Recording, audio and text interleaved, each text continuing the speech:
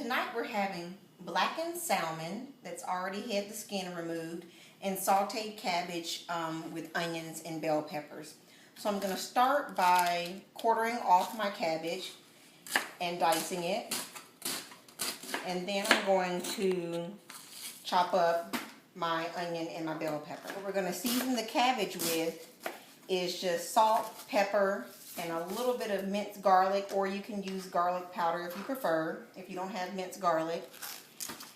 And the onions and the bell pepper are going to give the cabbage a really nice flavor. I'm going to take these top leaves that are sometimes damaged off of the cabbage and continue to dice it. You want to make sure that you don't go all the way to the core. This right here we're going to discard because that is tough, and when you're sauteing the cabbage, those pieces won't get tender. Now I'm going to start on my bell pepper. The simple way to do a bell pepper is just to go around on all four sides. And what you have left are the seeds inside the middle of the bell pepper, which we'll also throw that away. Now I'm going to dice the bell pepper into nice thin strips so that it'll cook at about the same rate as the cabbage.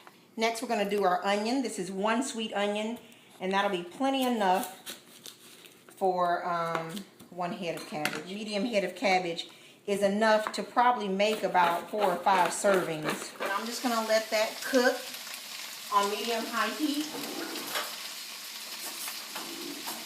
And occasionally I'll take my tongs and toss it. We're going to let this pan get hot while we're seasoning up our salmon. All we need for the salmon is to season it with a little bit of salt, fresh ground pepper,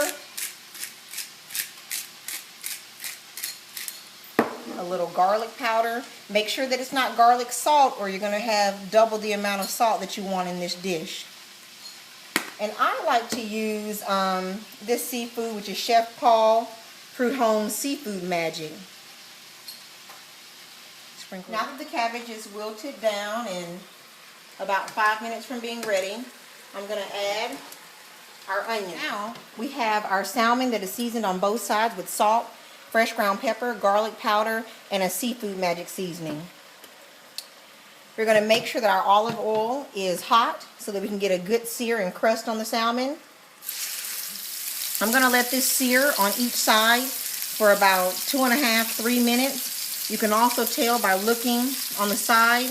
Once it's cooked halfway, you want to make sure you flip so that you don't overcook it.